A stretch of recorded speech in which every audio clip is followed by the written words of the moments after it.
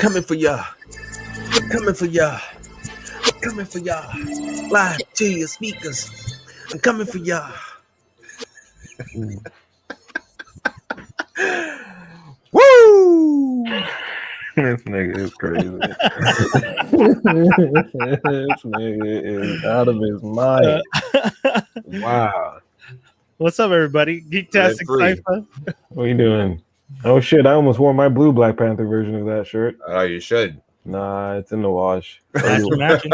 I wore it to work, and I was like, nope, can't be wearing that again. Throw it in the wash. You were out. It was at the limit of stench limit. No, I was just at the office. You know, I was gonna say more just being in public in general, right? I mean, Right, I was like, Yeah. You like walk through the front door. There's like a decontamination station. Yeah. Danielle's just like spraying you, like get your ass away. Right, and it's not like I can even go into like the gym anymore and change. That's the baby room, so it's like Yo, like in the hallway, I'm all stripping down, just like in the bag, stepping into the house. That's crazy. Yo, so That's- it's been a that's deep. minute. It's been a minute. Geek-tastic Cypher. We took a week off. It felt longer.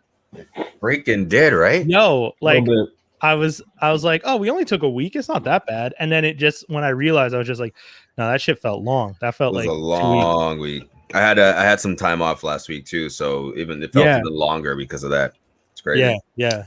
Is it because we did the last episode, then we in Quebec we had a holiday, then we took the week off, then we had a Canada-wide holiday, then we came back this week. So it was like 2 short weeks. Yeah. Of like days off and just like kind of a toss up of days on and off, and it just kind of threw you, like you didn't know what day it was at some point. Like I got my vaccine, that threw me off too, because I was just second or first? Yeah, second dose. Yeah, Bitches. I got hit up. You're out here licking poles. No pause needed, bitches. Wow, you crazy out here. Yeah, I got mine, and I got that like on a call. Like, hey man, you want your second vaccine? Like, wasn't even scheduled. My shit was scheduled like August 24th. Who called you? The people, them. You know what I mean? What? Like, don't worry. They called you. In Quebec, they moved it up. You only need to have 4 weeks now, not even 8 weeks. Yeah. And then everyone and their cousin knows about a pop-up spot. It's like fucking LA. Well, in this case, it was my local Jean Couture that I also used to work at for like 8 years of my life. So it's like been hookups. So yeah, I just get a call on my phone. They're like, "You want to come right now?" I'm just like, "It's 7 p.m. Sure, I'll be okay." And all right, so I go and get it. It's fine. And then the next day, I kind of work chat the new guy who I haven't really brought up yet because there's a new guy and he's a little bit of a special creature. So I'm just like, I got my second vaccine, and I'm just like, I feel all right. They're like, that's good. He's just like, oh boy, by 12 o'clock, man, you're gonna be in pain. And I'm just like, hey, why would you even say that? Yeah. B, you're the same one that said that was an Oreo last week, so you and I have anyways. Okay, But this guy. Lo and behold, by 12 o'clock, what happens? Like the pain, like The soreness. Yo, dude, like super, like considering I haven't been sick in two years. Yeah. Okay. Right. Okay, this was the ultimate man cold on top of seizure. It was just terrible. Really? Yeah, dude. So I got the vaccine Saturday afternoon. Sunday morning, I go to brunch on a terrace with my friend. Look at you. We come back, we hang out, we watch a movie. My friend bounces. All of a sudden, I'm like, yo, I feel mad tired. Next thing I know, I'm passed out. I wake up like 4 hours later, all sore. My under my armpits hurting. Right. I have like the chills. I pulled my arms into my shirt. I was like shaking. Yeah, you guys aren't the first ones I've heard say this about the second dose. Right. Yeah. All this on top of the shot arm also hurting. So being you can't sore. lift Yeah. this, and then your whole this hurts, and then this hurts. Yeah. What? Yeah, everything. Just pain. That's so weird. It's gross. Now I actually want to do it just to see if that's the case for me. For me, my arm doesn't get sore because whenever I get my shot, I keep moving my arm a lot. Like I keep it moving, so I never notice. Like by the next day, my arm's not like the shot spot doesn't hurt because I guess I kept the flow or whatever. But the under armpit thing was the thing that I knew. Like I wasn't faking that, like, because like when I was in university, I took this class, interpersonal risk communication, And we did this whole, that class actually prepared me a lot for this like World Health Organization crazy shit, because we did a lot of that stuff. Like this whole class was, if you wanted to be the press person for like the World Health Organization, like it taught you how to be a press person for like World Health Organization, CDC, governments. Like that's what the class was. Like, how would you talk to people? How would you deliver information to not panic people? Okay. And if you were a journalist, how do you ask the questions to try and pull information from someone who you know is not giving you all the information? That was legit the whole class. And one of the things that we did in the class was the idea of like your mind over your body. And understanding like sometimes the pain you feel might just be because you've been told you're going to feel that pain, right? So I spent a lot of time on Saturday telling myself I'm going to be fine. All those people talking about the second dose, that's just in my it's going to be in my head, but I'm good. And then Sunday I was just like, I'm fine. I woke up, like I said, I did the brunch. I'm like, I'm good. But dude, the fact that I passed out and was like shaking, I was like, okay, I'm not. I tried. I told myself I was fine, but my body's physically reacting, and I can't pretend like I'm not feeling it. So it was interesting. It was a little crazy. Caught that Hadouken, man. Yep, that's crazy. I'm curious now. I'll have the same positive mindset though. I don't really think it'll affect me that manner, but who knows? I did too. I did too, but it shot me. Did you guys see? Oh, there he is. There's the guy. There's the guy. He's coming. Little Davey. What up? Hey, Dave. Whoa. Okay, so did you want to talk about this Zendaya Tom Holland thing? Yes, let's talk about this fake bowl. Okay. First of all, why are you calling it fake right off the bat? You didn't even hear anything. You didn't even see. You just immediately you heard they were. You saw the picture of them making out, or the video. Yeah. Of them. And I've been seeing the conversation of them being in a relationship. So I'll explain super quick. It's been a thing that people have been quote unquote shipping for like years now, right? Since the first Spider-Man. Right. And every time the movie is about to pop up, or filming is going on, or the press junkets start happening, all of a sudden, look, the cute couples in Zendaya and Tom. Oh my God, look at all these cute pictures of them. Oh, look how he made her laugh. Oh, this is so great. I can't wait to see them on set together. They have such good chemistry as Peter Parker and Mary Jane. Hey, I wonder where we've heard that before. Where have we heard the other nigga? Yeah. Stop. Where have we heard that? You didn't even know that until I told you that. No. Don't play like I haven't been paying attention. Shout out to my friend Sylvie, who knows. Oh, funny enough, our man's Craig Prince knows exactly what I'm talking about. Our mutual friend. She was the one that was putting me on to the Zendaya Tom Holland relationship. Her and I used to be sitting at the office, and she was like obsessively showing me pictures of them and all the rumor mills, and being like, "See, look, this is them together. This is real. This is my." And I'm like, when was this? This was what she left the company a year ago, 2 years ago. Okay, so those were fake. Those were fake. Those were manufactured. It's all manufactured. What are you talking about? Those were fake. It's all fake. You really, this guy really just doesn't. He doesn't. Time it was real. I don't understand. No. I brought it up in the sense that this looked more legit, and the other ones always came off as rumors. Like it always came off as like people saying we want them together, and it's like they're in the same space, like you said, and you take a picture, and it's just like that. But I don't know what I think it is. I'm a huge Spider-Man fan, so, and I like Zendaya too. So I was like, yo, this is cool if they were together. Oh, hey, don't get me wrong. I love Spider-Man. Great character. I love Zendaya. Gorgeous woman.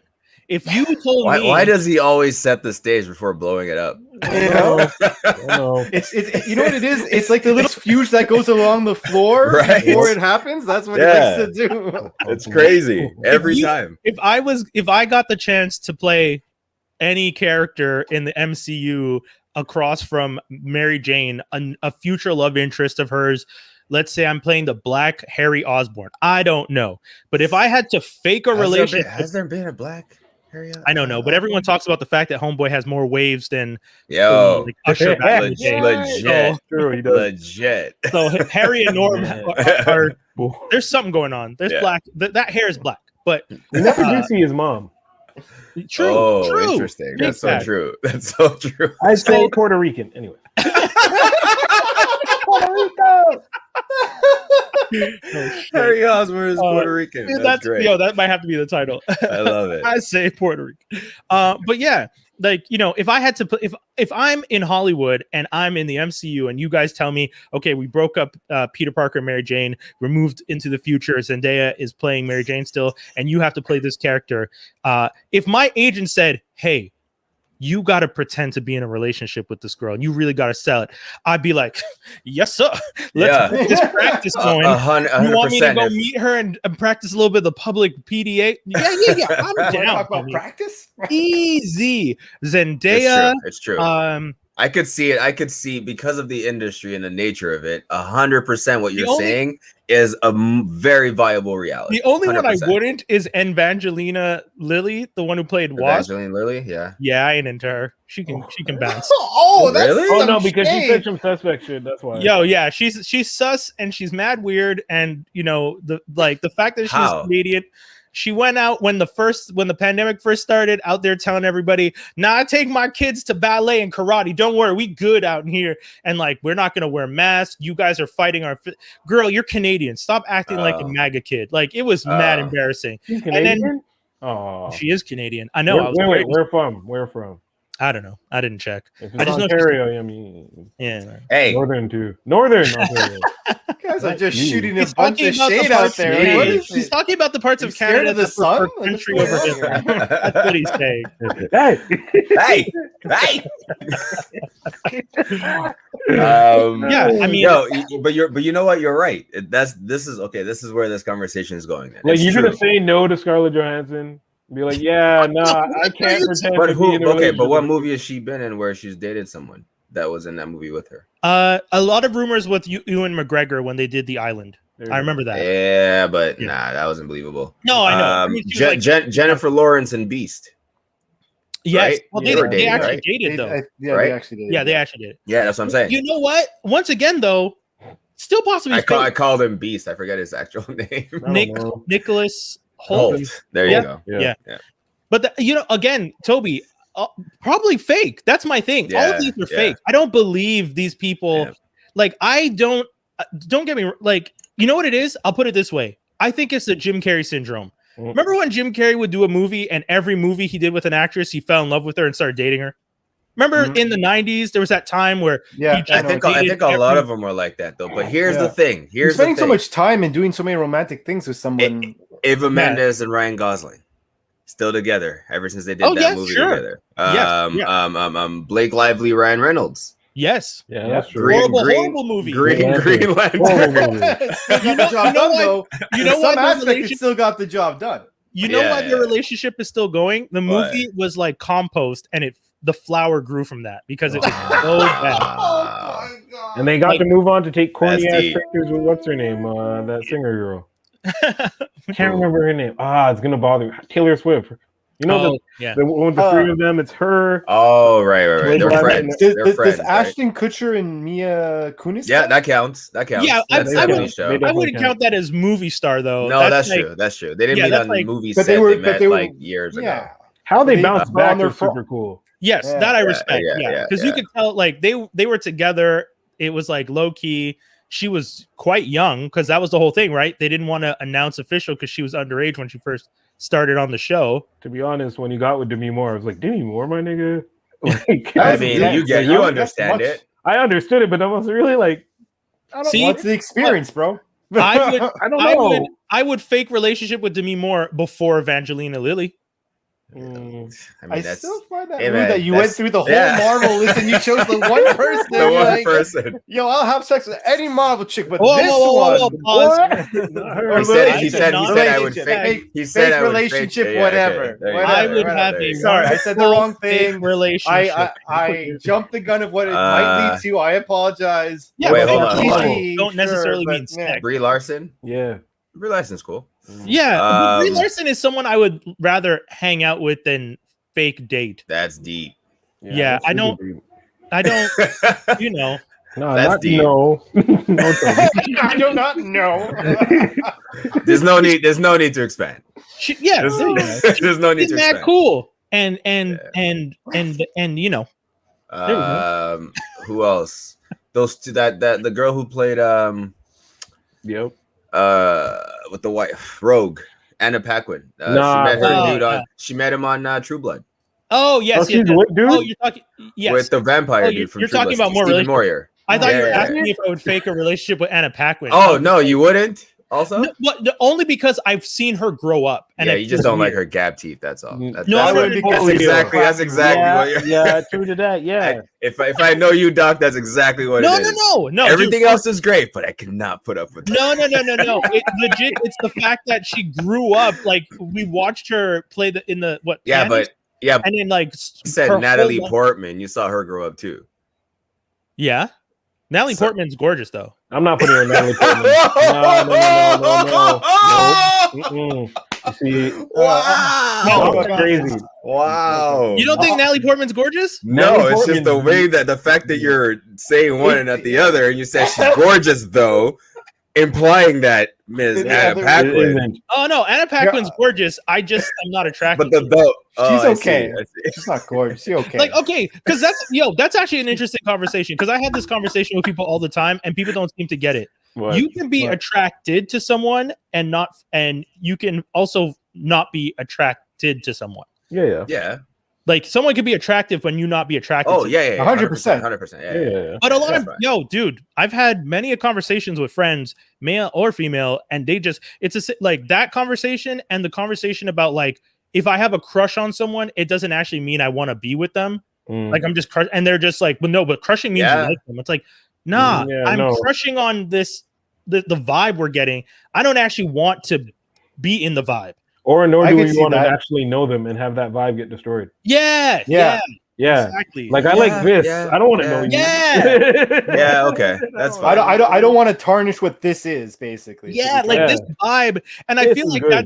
I feel like that's the predecessor to the situationship. Because situationships is that whole thing of like, oh, we won't label anything. A vibe when you had a crush on someone and y'all vibed. Even if y'all never even got physical, it was still fun to hang out with the person. If it got physical, you were just like, I mean, I like you, but that was just an entanglement. Yeah. It's just an entanglement. That's a very key use of words. You know what I'm saying? Like, but you know which couple when it happened, and I was like, holy crap! If we're gonna talk about perfect, okay, and for those listening, I'm putting this in air quotes. Is when Brad Pitt and Angelina Jolie. Man, when that happened, I was like, whoa. You know, like it was like the spectrum of both ends. No, you don't think? Yeah, I agree.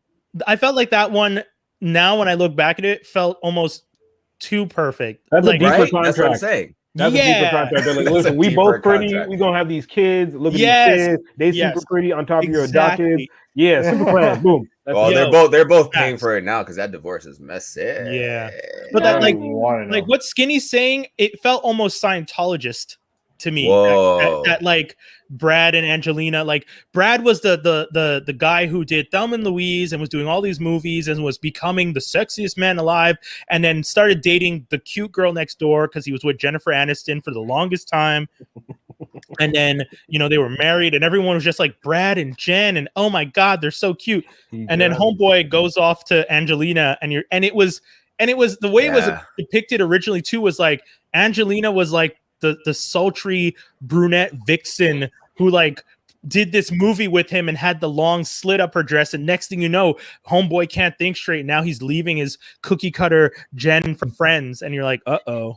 Yeah. Kanye made a line about it, killed her. It was great. You got a new bitch, now you Jennifer Aniston. So good. Oh my God. So good. Love it. But Kanye has no remorse for any of that shit. No remorse, doesn't care. Straight up. I can't wait till someone raps about Kanye and Kim break up. It's gonna happen. God. It's the same thing. That's the same shit, but the black version. Yeah, no, that's black true. Version, pseudo black. But no one left anyone for anyone though. No, but kind of like. I mean, in terms of the super baby type shit. Yeah. Oh, yeah. The contract. Yeah. Contract. Come in, 3 kids. But I've always thought that too, though. Like, it's a weird industry when it comes to like the fact that in a movie or a TV show, you have to get intimate with someone. Yeah. Right. Like to the point where you're dry humping in a lot of scenes and stuff. Right. And then you have a relation. It's a weird profession. Like your partner really has to be comfortable with that. Yeah. Right. Or they're in the same industry as well. Otherwise, that's why they keep ending up together. Like the Game of Thrones, Kit Harington and Rose Leslie, or whatever her name is. Oh, right. They're together now. Yeah, right. It's being in the show together. You know what? It's like this. It's like a breeding ground for relationships. It's crazy. And it's also that conversation of just like, this is someone who understands what I'm going through. Yeah. Like they're similarly. Yeah. I don't think they can date outside of their profession successfully often. It's hard, man. I mean, no one understands the struggle for like, you know what I mean? Yeah. It's like,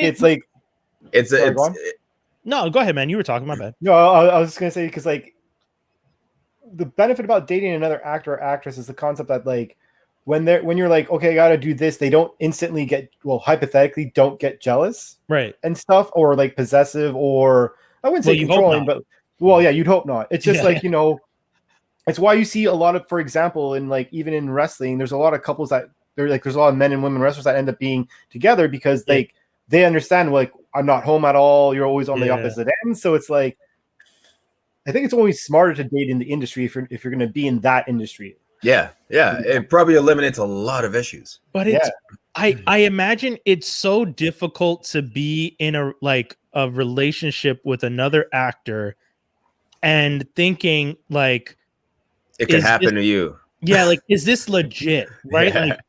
Like we've seen so many other Hollywood relationships fall to this situation. Like every time I see Taron Killian and Colby Smolder, I'm like, I hope you guys can make it work because wait, they're together? Yeah, they're married with kids. Oh, damn. I didn't know she was married with kids. But all right, that's cool. That's cool. And I was listening to a podcast where someone asked Taron about it, and like the day, like right before he got SNL, she got How I Met Your Mother. Yeah. And you know what's crazy? It's Taron Killam was pretty much Colin Jost. Right? Yeah. Yeah. Well, and then they're both with Kobe and Scarlett. Yeah. Oh, that's crazy. Yeah. But that's the thing, right? Like, and those relationships, because so I agree with Dave about what you were saying about the like you kind of have to date in this realm, but I feel like in Hollywood, and I could be wrong, but I feel like someone's career has to take a back seat. I don't think I don't think you can both continuously be at the same level. Like, let's go back over the list though. If you have kids, 100%. If you have kids, it's probably harder to because you're both not around.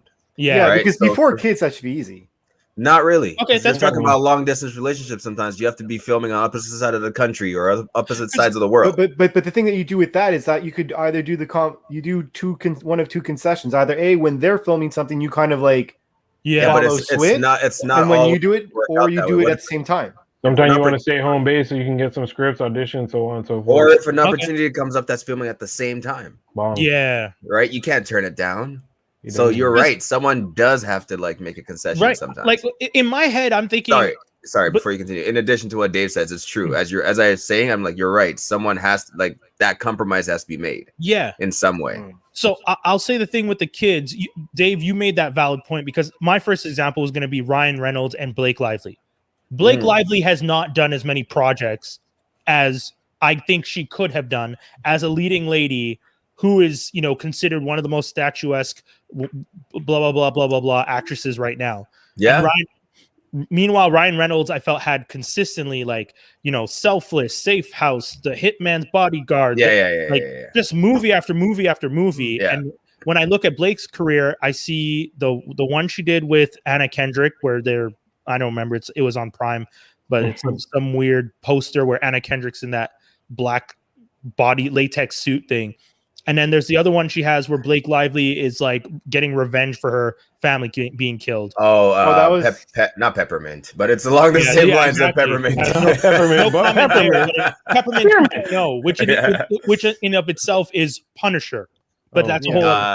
Gosh. But that's what I'm saying. Like when I think about Hollywood and I think about careers and I think about actors in a relationship, the rhythm section. Yeah. What a terrible name for a movie.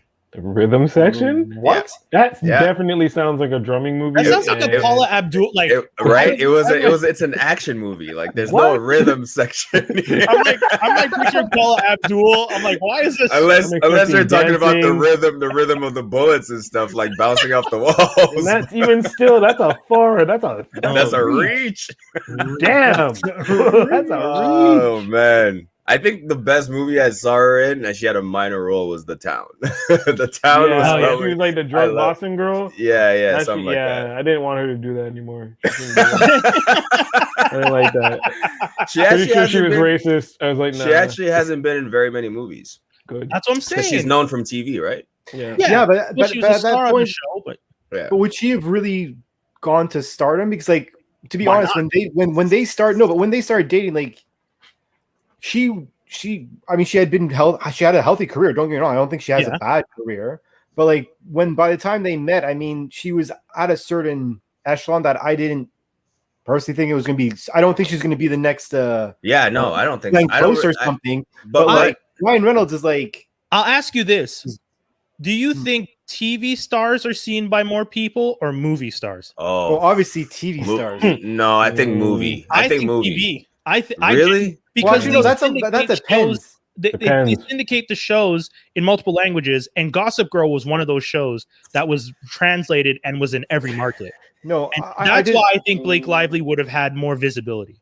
Maybe if she pursued it, but Ryan Reynolds just got in at a good time, I guess, because I think Green Lantern came in before The Town.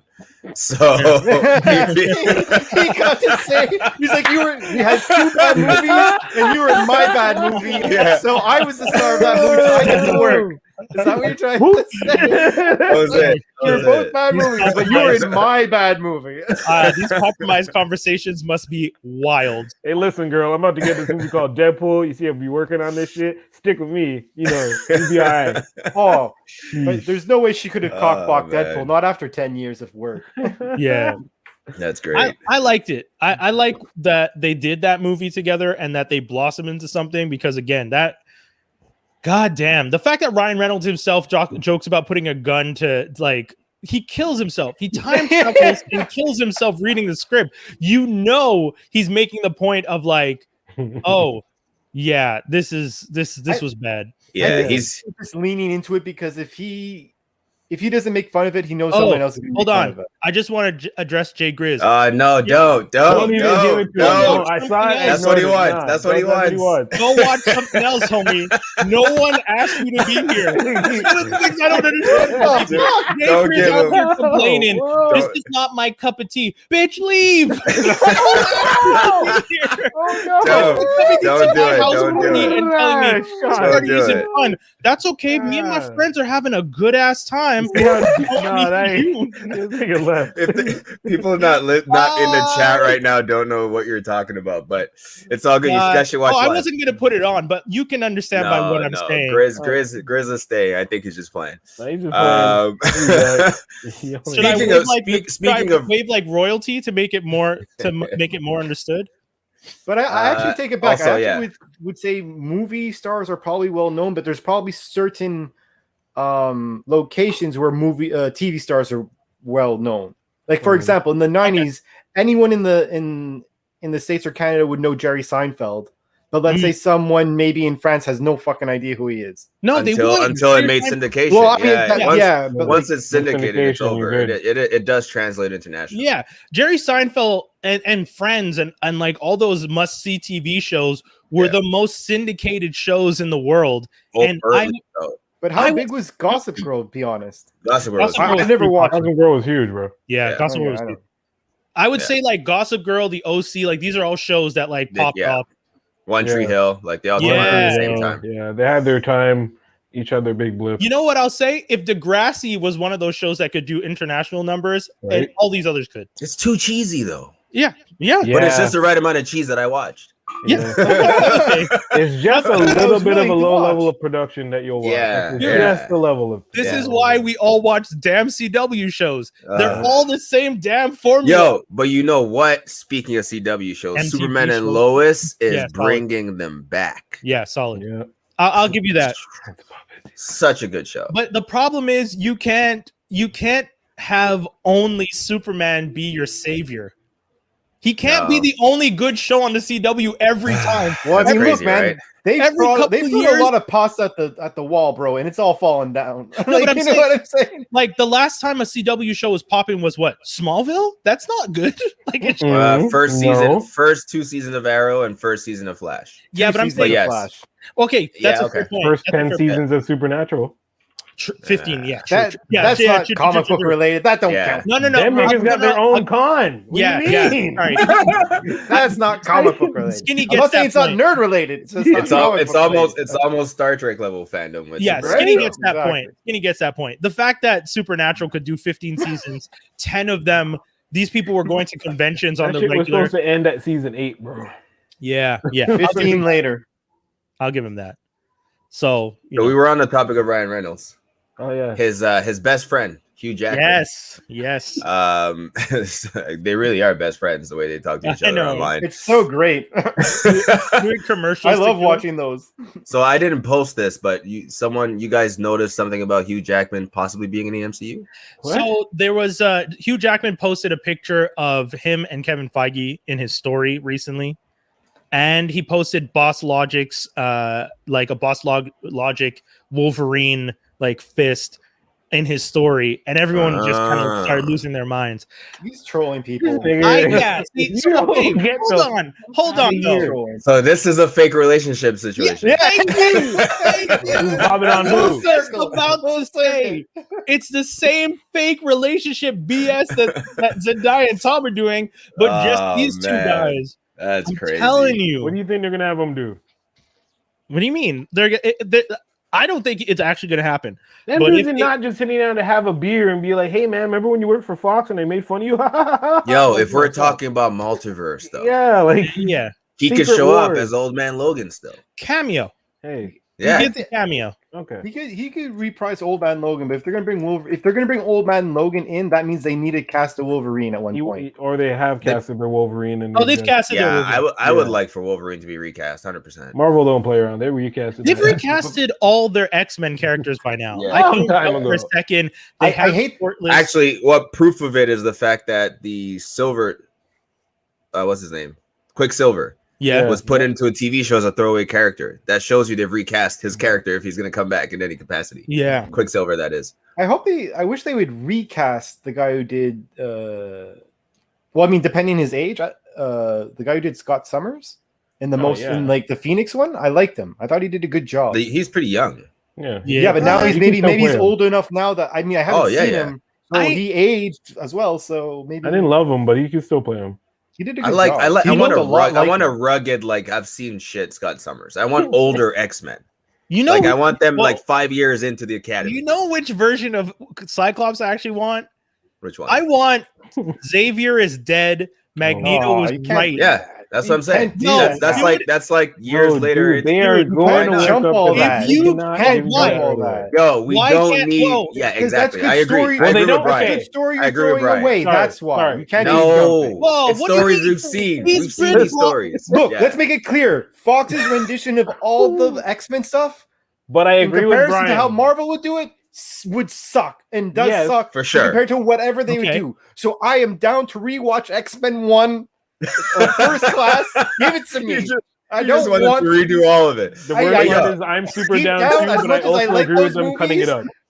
Fucking cut it to shreds, burn it down, and please Dave's got his own ulterior motive. Dave's right. No, Dave's right. Listen, I'm looking down and fix the ages, the relationships, all of it. If we don't do Phoenix Saga. You don't do Phoenix Saga. Please, no. But okay, hold on. You still have Extinction Agenda, Inferno, friggin' the Magneto when he comes back. Can I explain something real quick? Yeah. I'm not saying don't do any of the other stuff. I'm saying your timeline doesn't have to follow the same time that it always did. No. Yeah. Because even guys, think about it. In the comic books, you didn't have Civil War 2 years in. You gave us Civil War within a couple movies. You know how because the Avengers really didn't do shit. What they have, like the Kree, what's it called? War? Nobody cared about that shit. First, Kree Scroll War. Nobody cared. Captain Marvel died. Oh, Starbucks joining the team. No, that was a major event. The man died from cancer. You're just like, no. No. Shout to Marvel. Marvel's my nigga. No, shout to Marvel.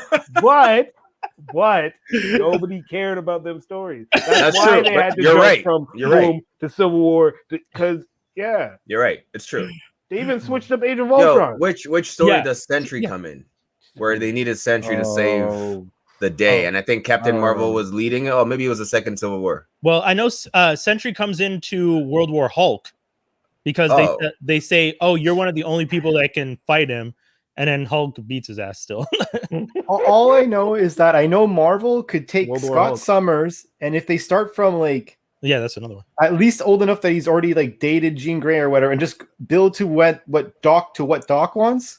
They can make him the new. They can make him the new Iron Man, and make everyone love him. Get rid and of then when he turns to evil, everyone be like, "No, it would be amazing." Skip. In order to get the shock factor, you need at least 3 movies before we don't need I propose this. Remember these. Why are you going to care? Why would you because care? You want to know why? You want to know why? I'll tell. Hold on. It's not about us, Brian. It's about the populace. Or you, Dave. But the populace. The reason why. Sorry. Go ahead. The reason why I don't care is because we've seen, like, for me, I'm sitting in the theater watching it. I'd want to pull my eyes out because I've seen it 20 times. The same story in different form. Yeah, that's why Spider-Man didn't start with the reboot, which I'm so happy. So, like, what if they started with the story where? What if they don't even start it with X-Men? They do the original 5. Professor X isn't around, but they said they were calling the movie The Mutants or whatever. What if the Mutants? Yeah, work with me. What if the Mutants is the original X Factor? Oh. The first 5 of them, they're dealing with their shit, but then they do the whole Cable story. Oh, so like it's almost as if they're continuing from Dark Phoenix, not acknowledging it. Yeah, but like, Bobby, Hank, Angel, Warren, Cyclops. They're doing the X Factor investigations. They run up on Jean. They find Jean. Where was Jean this whole time? We don't need to mention it because everybody knows Dark Phoenix happened or Phoenix happened. So she's back from the dead, so on and so forth. Cable Kid. And that's when they kind of introduce. Yeah, that's what I was gonna say. Where does the Cable time? Because it's not because Deadpool supposedly may connect at some point, right? He's supposed to. So if you're doing Cable, you can't be doing the same old Cable either. No, but you've already established Cable's timeline, and it's time travel, multiple universes, and time travel. Yeah. This is why Rick and Morty don't like doing. What was it that Rick and Morty? They don't do. They don't do time travel. They have a box called time travel, and they don't touch it. Yeah, because time travel. Essentially, why some people were so upset with Endgame, time travel can magically fix everything. Yeah, like it's true. If you just go back far enough, you kill Hitler. That's the idea, right? But it made sense. Why? Right? Because that was something. It's a long game, right? They're setting up time travel in Endgame because it's going to be the time travel and dimension traveling is going to be like the thing in this new phase coming up, right? So it served the purpose, though. It wasn't just because neatly tying everything up. Which no, you know what I mean? Yeah, it was smart of Feige to be like, we've done all of this, we've told all of this story. Then he gets Loki. The gems don't mean anything, but guess what? That thing that we solved everything with in the last big movie out of 23 is now one of these big factors. Right. Time travel comes in. I mean, we can get to Loki right away because we're already going into it. That was a nice little segue. Did you guys notice the big helmet from Yellow Jacket in the Loki episode? Whoa, what? I noticed Thanos captor. You didn't tell me. Yes. So there was a Thanos. Yeah, there's that. Yeah. I actually wrote a list of the things I saw. Good. I can't wait for all my videos that are going to tell me all the Easter eggs. There were so many. There was so many Easter eggs. So was when that Throg Thor in the jar or just a mini Thor? Yeah, that was Throg. That was Throg? Oh, it was him. Okay, that's what I thought. Okay. When you see when they're panning across the field and they pull out the first time, Yellow Jacket's helmet is a huge helmet on the side on the left. I missed that. Just in the field. I actually rewound it twice to make sure because I saw the Avengers Tower. I think I saw that destroyed. Yeah. Wow. And then there's a Chitauri ship crashed into the ground. Really? Oh, okay. Yeah, later on in the episode. Yeah, New York. Okay. Yeah. So we're supposed to believe they're in some decrepit New York. Yeah, and which makes sense for all the points coming together, but also the fact that Yellow Jacket helmet is there. Remember, Yellow Jacket at the end of his thing gets pulled in the same universe that Ant-Man figured out he can use to time travel is the same thing that what's his name got pulled into, because remember he like collapsed on himself. Yeah. Mm-hmm. So we don't know that Yellow Jacket's dead. I'm not saying Yellow Jacket's going to be a factor, but I'm just saying he might have been one of the people. He might be in the void. Yeah. I don't know if your body's falling up like that and you live, bro. Yeah, but that may have just been the harsh way of doing it, because I mean, all of them technically dissolve to go there. No, every bone in his body, bro. Like, you heard that shit. Like, well, I'm just saying, he may have gone the rough way. I think Ronan's ship was there too. Ronan? Yeah, Ronan from Guardians. Oh, is that the ship? Or maybe I was wrong. I think that's the ship. I don't think I think it's Ronan's ship. Cool. Okay. That's bad. I recognized the ship, but I wasn't sure which. So that's my bad. But yeah, man, there's a lot of Easter eggs. Like that's one of those episodes where I want to almost watch it at like 0.25 and just like note down stuff. But like Skinny was saying, I'm just gonna wait till people start putting out those. Slow it down. I just missed you. Was the yellow? I was just confused. I thought I heard it all. Was the Yellow Jacket helmet small or was it in its large? It was in its large form. I'm gonna try and find it. I'll try and find it for you guys. But yeah, I thought it was pretty wild when I saw it, because I was just like, yo, I'm like, did anyone else notice this? Because that shit really, I was just like, this is wild. Like, yeah, it really I thought, because I watched it quickly today. Normally, I'll like slow it down when I feel like there's Easter eggs and just try to like pick out what I can. But I didn't really. But I noticed like the scene has a lot of things happening. I'm like, there's for sure certain things hidden here. Yeah. But what you guys, okay, so this episode is pretty much Loki. We figure out what happened to him after he got pruned in the last episode. And he's in Loki land, I guess is what you can call it, because they're the only ones there for some reason. They're the only ones that survive because Loki's survived or something. Right. Yeah. And then we got to really understand like how Kid Loki got to be there and what he did, which was cool. I like that. He killed Thor. Yeah, he killed Thor. That's pretty wild. Yeah. That's crazy. Yeah. Black Loki was there because he's black. Isn't it boastful Loki? So boastful Loki. Yeah. That wasn't Thor's hammer or Mjolnir or anything. No, like that. No, they didn't address it. Nah, it wasn't. There's no way he's boastful and he's worthy. I don't know how he got tossed up for an alligator. Maybe that's the thing in his reality, though. Maybe it's a different principle, and that's why he has the hammer. Yeah, but we never saw it. They would make him use it in some way, especially during the fight, right? When the fight broke out later. Yeah. So, and then we have Richard E. Grant's Loki, classic Loki. Glorious Purpose. Killed it this episode. That's one. Dude, that was one of the best performances.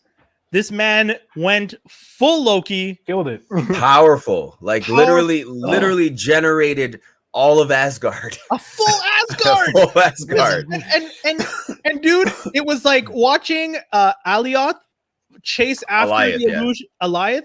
Yeah. What is that? I don't remember. But watching him chase after the towers like a cat with a laser was hilarious, because I'm like, yo, this is great that this idiot is just constantly trying to eat stuff, and this is just wasting time, and these guys are, oh man, it was good. Yeah. So it took me a while to really just gonna talk about Renslayer for a second. I actually thought she was in on it, especially the way she was talking about it last episode when Mobius is questioning her. The way she was dodging it made it seem like she was in on something, and in this episode she isn't. It kind of feels like maybe they didn't connect that very well. It's like two different versions of her. Yeah, right. Agreed.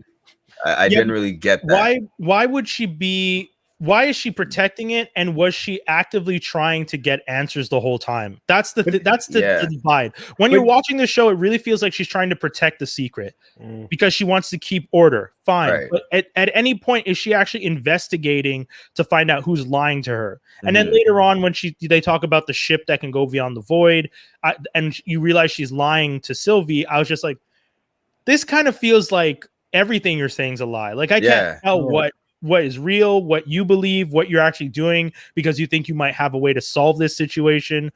I don't know. I wasn't sold on that performance, at least. That makes me go, do we still believe it's Kang?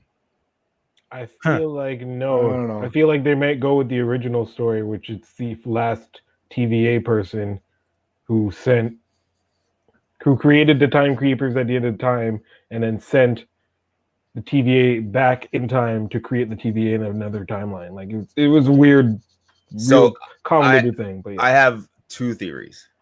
One is that it's still Kang, because in the comic books, Alioth was actually someone that prevented Kang from expanding his territory beyond a certain time because of how much space Alioth, because Alioth just is a usurper, right? He devours anyone that tries to travel within his realm.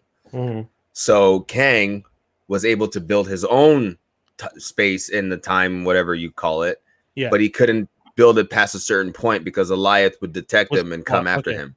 So I still feel like this kind of plays into that, because at the end, as we know, we saw a castle, whatever it was, behind Alioth.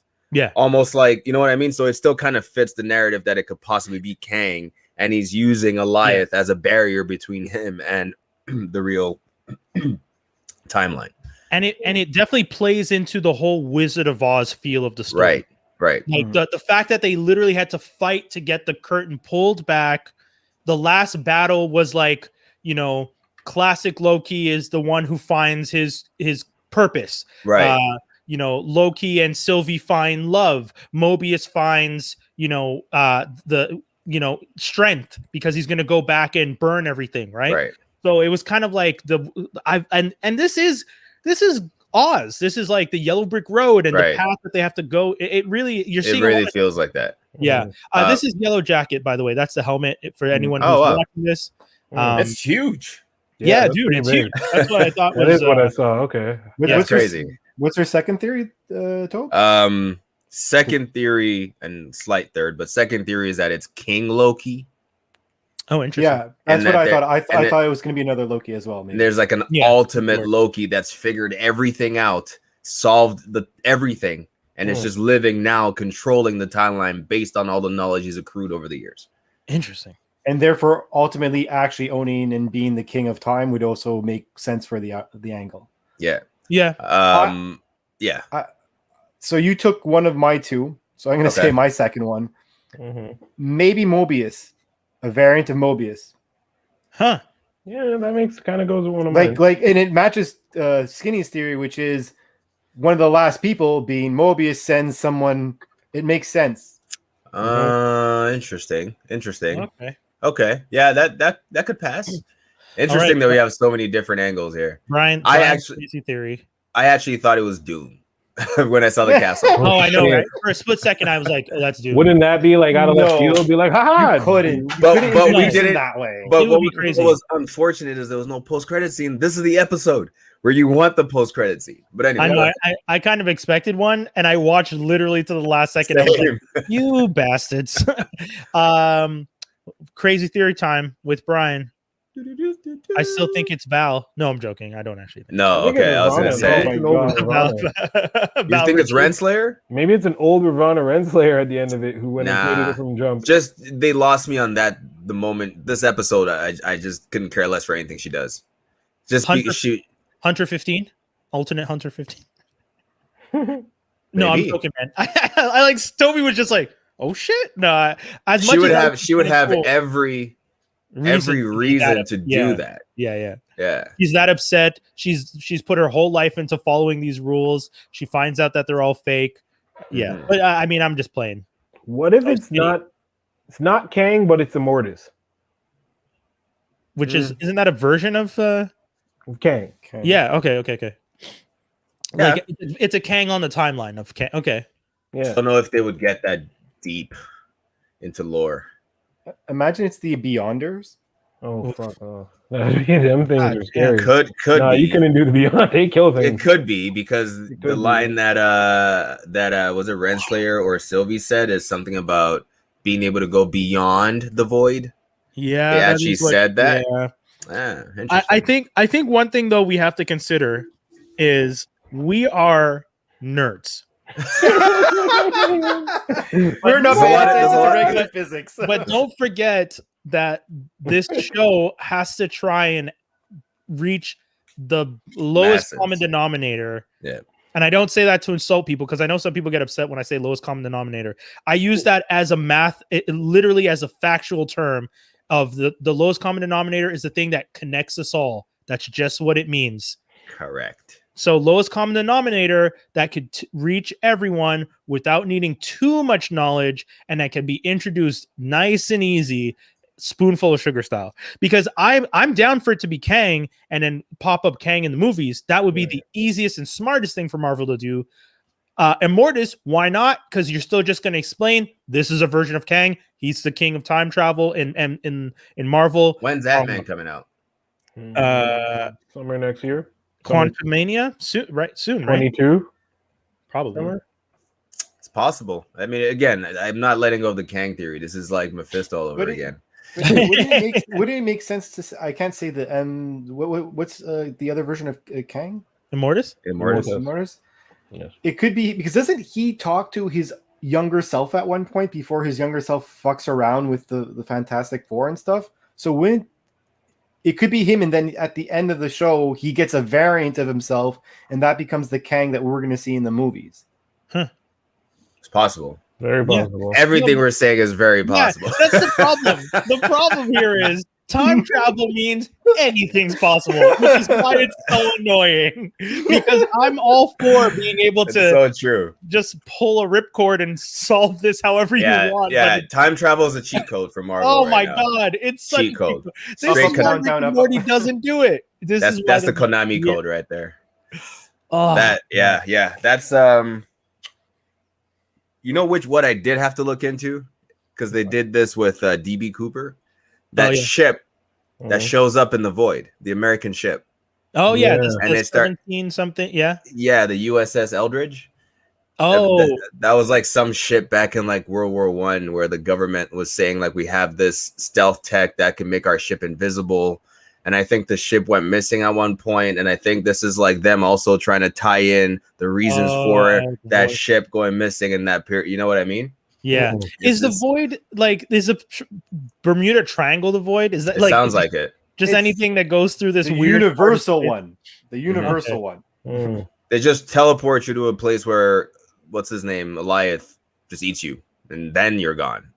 They can't really kill you themselves. They have to take you to a place where something else eats you in a crazy disaster. Like, I don't understand that actually. Yeah, see, I when they explained that, I did get a little annoyed because I was just like, so if I put a bullet in your head, I still have to kill you again. Like, I don't like that idea of just like, this seemed like a permanent death. No, this was us teleporting you to the place where the permanent death could happen. We don't know, and no one can ever come back. So we're kind of happy we just leave it at that.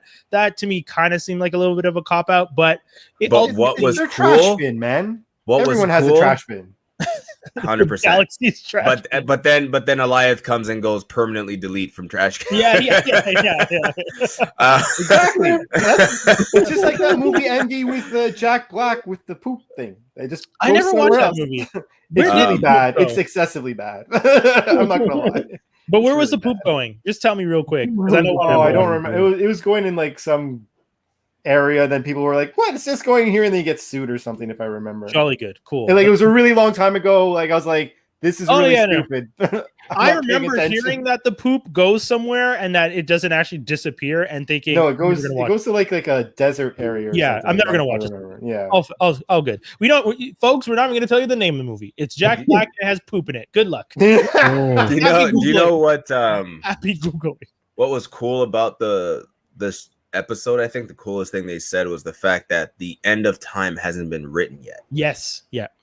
So it literally means we can have as many iterations as we want, and the end is never written. Yeah, them undoing the whole purpose of the TVA was hilarious. Yeah. You guys are trying to keep the master timeline in check, but the end isn't written. So like, how do you know that this is the master timeline and not someone's crazy manufactured timeline to keep them in control? Right. Yeah. This is where it comes back to Kang all over again. Miss Minich is sketchy as fuck. Yo, no, I don't think she is. What do you mean? She's not shaky out like I don't Miles. I think okay. I think no cartoon. I think she was created to protect the intelligence, and obviously she has a mind of her own as well, but she's just suspicious of requests that are coming in, and obviously if she's a watchdog, she's going to report it. So are you telling me this AI might know who actually created everything? Yes. Yeah. It's the Jarvis of the creator. Like, yeah, come on. exactly. Guys, hold on. I'm not saying it's a good idea, Doc. I'm just stating facts. The most knowledgeable character in Loki is the artificial clock. Yep. That's She literally is digging up the information for everyone. Yeah. The most important character in the MCU movies is a rat. Let's be serious. Like, it That's doesn't true. Oh, that's true. That's true. That's true, though. Clicked on the thing. It started the whole. Listen, it could have been a really fat tarantula. It could have been a squirrel. It could have been a cat, a stray cat. From the But it was Splinter. It was Splinter. Oh, deep. Splinter saved the MCU. Oh, imagine! Oh my god! That's crazy. That's how he got mutated. Which version of Splinter though? Because there's this wild version of Splinters where it's Splinter was actually a man and he got mutated. Yeah, into a rat, yeah, I remember that one. Splinter was a rat that got mutated. Into that Splinter. one I've always preferred and believed more. The second one? That he was previously a person. Yeah, that makes more sense. But that one makes more sense because it explains the lore of why him and Shredder are arch enemies. That's right? Shredder hating a rat. Shredder, you're why are you crazy. so angry at this rat? What is wrong? Wild vendetta against a rat who's been alive, like, I don't know, 2 human years. Yo, Shredder just has mental issues. He saw this rat crawl across his leg once, and he's been obsessed with killing rats ever since. Yo, it's because he scratched his face when he killed its master, bro. Oh my gosh. Oh man. Again, so wild. Depending on which version. But yeah. You know, I'm a little concerned about how much time travel is going to play a role in the MCU. Yeah, it opens up. It just makes you run on like theories. Because honestly, it was bad enough magic. It was bad enough magic was going to come in, and we were like, well, magic's kind of a cheat code because these characters can essentially just become omnipotent at some point. Like they become so powerful that it's like, well, what's the point? So, you know, I was like, well, whatever. We'll see where Strange and Wanda and all of them evolve into, and it'll be cool. But this time travel shit, as much as I love it, when it comes down to the core story you're trying to tell, as a writer, trying to find like hell, that whole thing they said where the end is not written.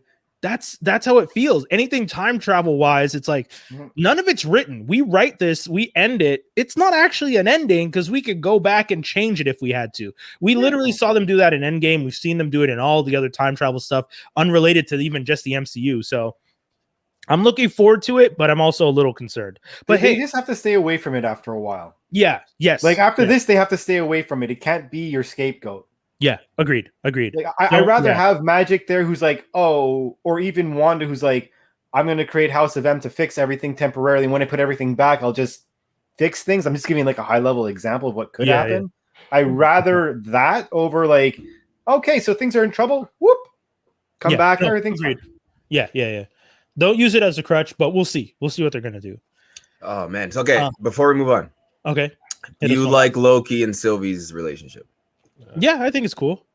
I mean, it's the whole point is that Loki can only love himself. Like that's the joke. Like that. But is it really him though? Because it's not. She's not Loki. She's not like the other Loki. I wish they would just call her Enchantress. I wish they would finally make that distinction as well. They should, right? Because her whole thing is enchanting shit. I'm going to enchant it.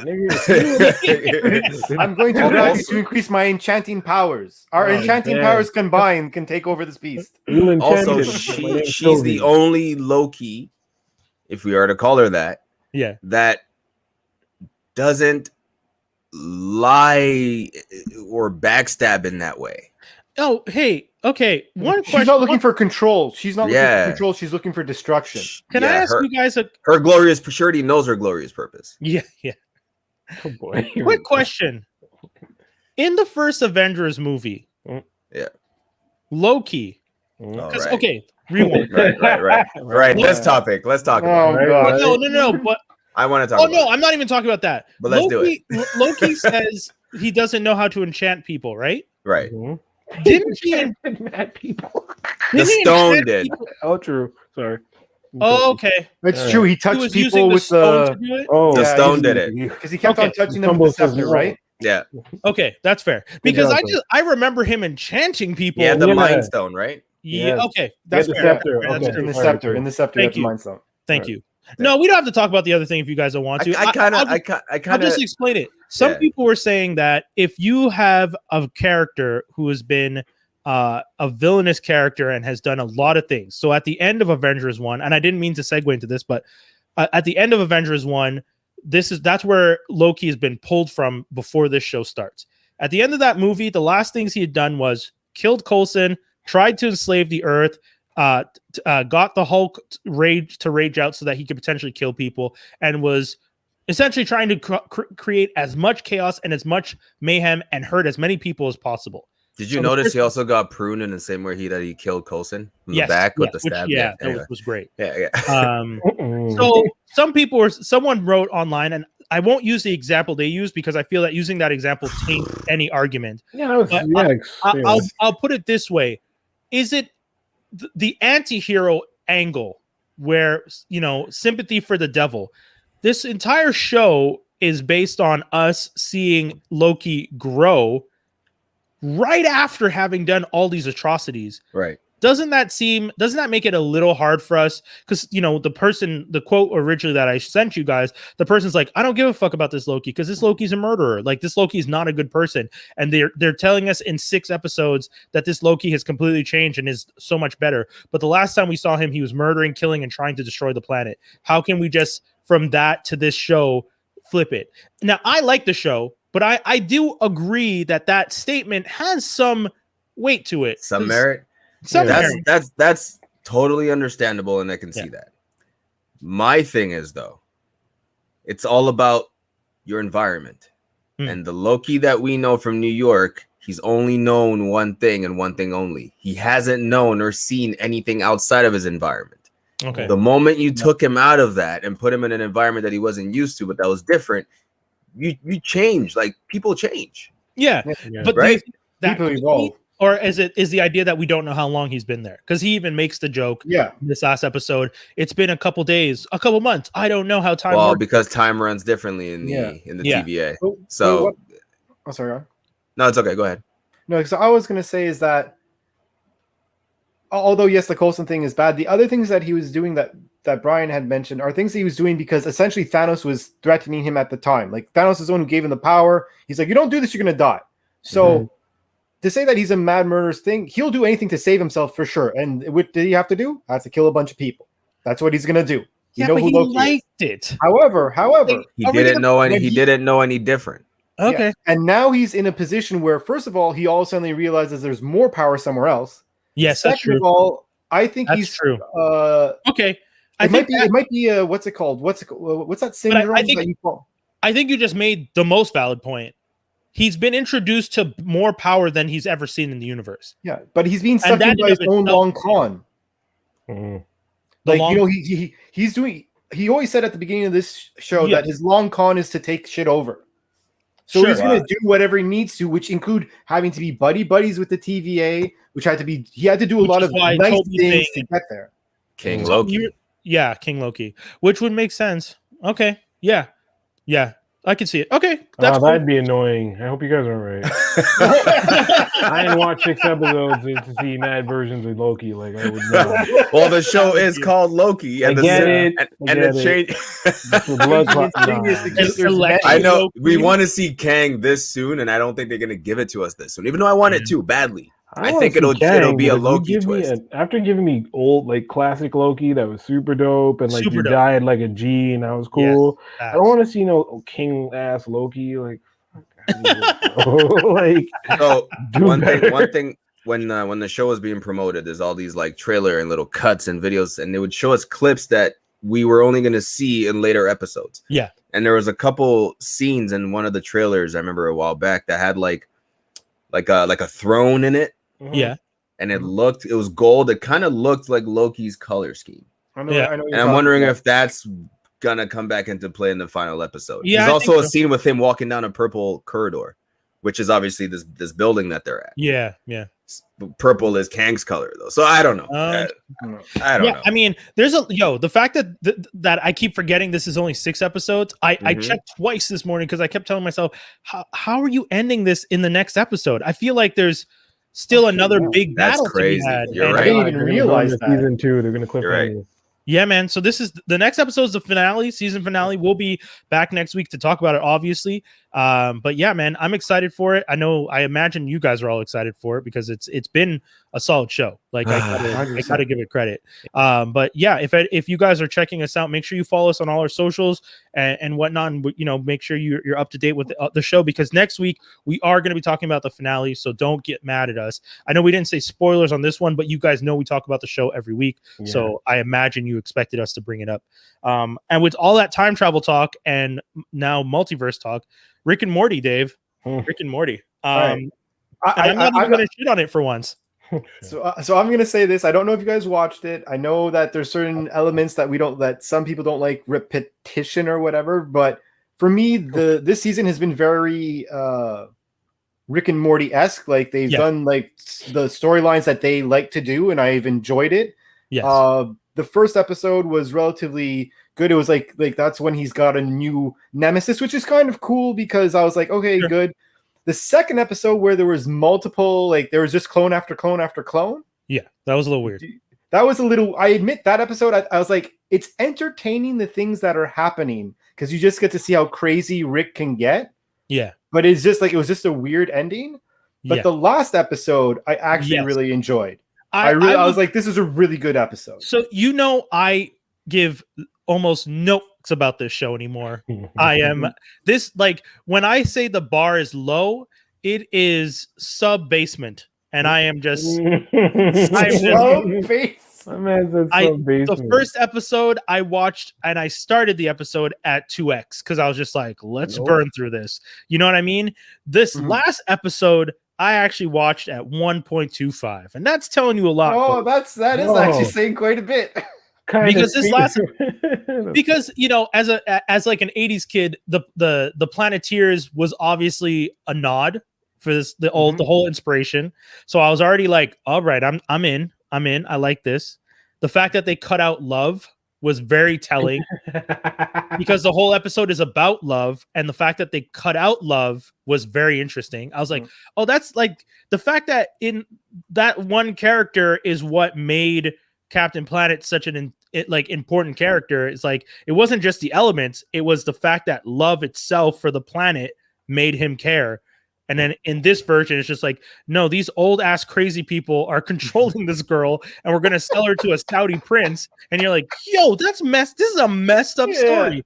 And her love for Morty was like the thing that was helping her. So I was just like, and okay, like setting her free and stuff. Yes. Yeah. So I like that. I also like a lot of violence though. Morty lot of violence. Very violent person. Like, oh yeah, like people are like, Rick is bad, but I'm like, I feel Morty's worse because he's like a child creativity and like really not giving a fuck.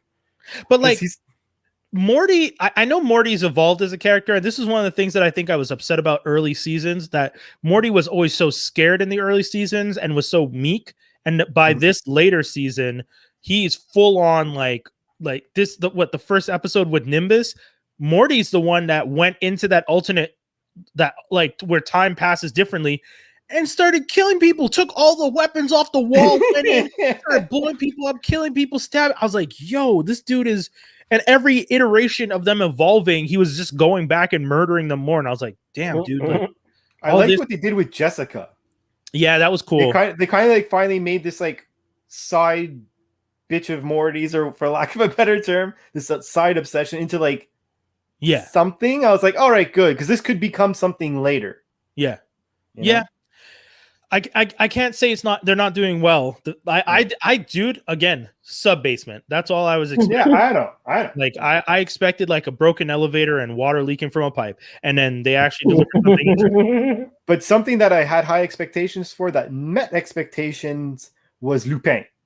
Just to segue off of that. Season 2? Okay. Yeah, I'm not going to do. I know you guys had a discussion the last time, I believe, about it. I'm just giving like a thumbs up. I thought it was a really good season.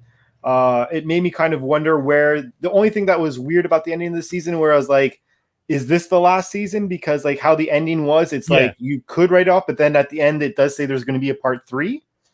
But overall, if you haven't seen it yet, definitely watch Lupin.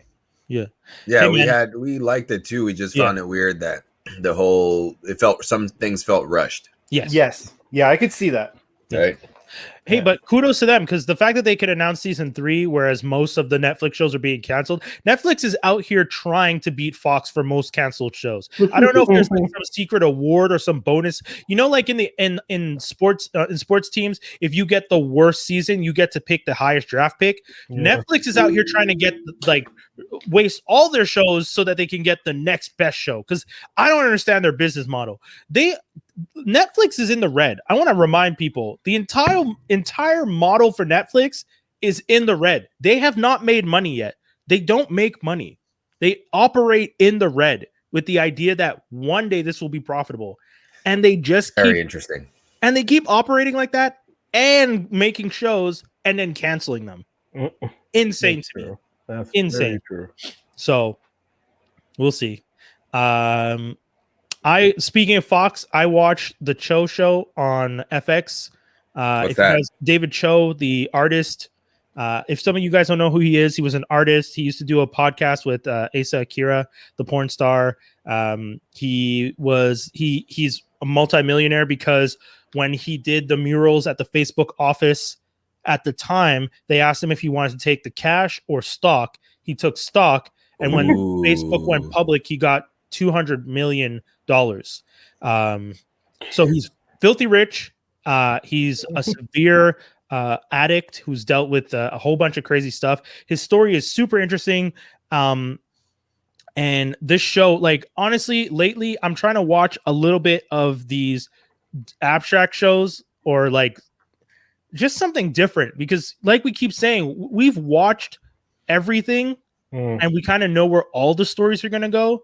And when I watch shows like Sam J's Pause or the Cho Show, these are shows where it's reality, it's conversations, and it's like talk shows, but I have no clue where Cho's going to go. Like, this guy is genuinely a broken person.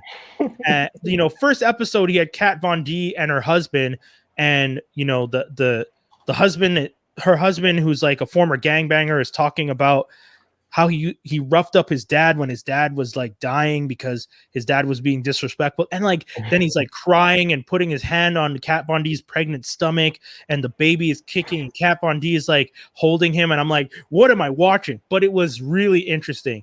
And, you get Rainn Wilson on the show, and the whole show, Rainn Wilson is constantly talking about like, this fame that I have comes from playing Dwight. These people see me as Dwight. They're not talking to me as Rainn Wilson.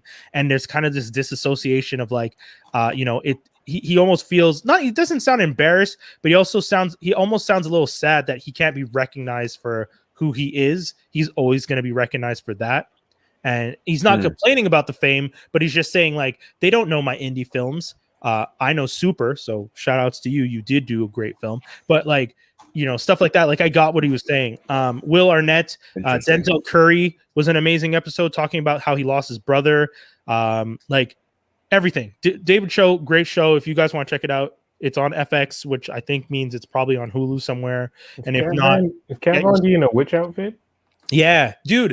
And one of the things that I like about it, every episode he paints a portrait of the person, and the portrait of Kat Von D and her husband, Raphael, is beautiful. It looks like an updated version of Gomez Adams and or like it looks like but sorry, I should rephrase. It looks like a grown-up Wednesday Adams and her husband, who she would have married.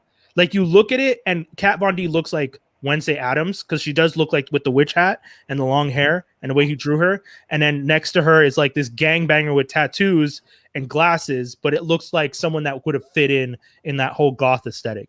And it was really nice. And the Rainn Wilson portrait is gorgeous. Those are the two. If you guys look them up, Rainn Wilson's David Cho portrait was great. Val Kilmer's on the show. It's sad to see Val Kilmer because he went through some shit, and he doesn't even really talk, but he's in the episodes, and you can tell like Like he had a rough time, but it's great. I really like the show. I watched all of them. 1X, no joke. I actually watched them. So check it out. It's a fun show. It's deep. Really, really interesting stuff. Word. Oh wait, didn't Val Kilmer get like throat cancer or something? Now? Yeah. Word. Okay. Yeah, dude, it's rough. And then my buddy was explaining to me that he's a Christian Scientist, which is I didn't know was a special church that believes in prayer over getting medical attention. So he wasn't going to fight the cancer, and then his family said, we can't watch you suffer, so either you do this or we cut you off because we can't deal with it. And he finally gave in and did it, but now it's like you can see like when you see pictures of him, like, but you know what I mean, it's that weird thing of like, if homie wanted to go out like that, I get it, but at the same time his family obviously loved him and cared about him, and I hope that now that he's here and potentially still in pain, but he's happier. I hope he's happy. That's the thing. At the end of the day, I hope Val Kilmer is happy with the decision. I know he has a documentary coming out. Oh yeah, okay, cool. I didn't even know about his life. So. Oh wow, okay. Yeah, really? That's yeah. But yeah, no, that he's on. he David Cho has him dressed like Batman, but the bat suit is pizza. It's weird, man. You got honestly, this show's wild. Like you got to watch it. It's insane. Will Arnett's in an episode. Like there's just you watching, you're just like, I don't know what's going on, but this is cool. Like I really really liked it. So I highly recommend it. Damn. Yeah. Crazy how time gets some people. Yeah. And that's it, right? Like that's Cho's whole conversation is just like we're all dude. Anyways, I don't want to give up too much. Watch the show. A Quiet Place 2. I saw it, but I don't think the rest of the crew is gonna watch it. Jay Grizz. They don't really Didn't see one, not seen two. We talked about it last week, didn't we?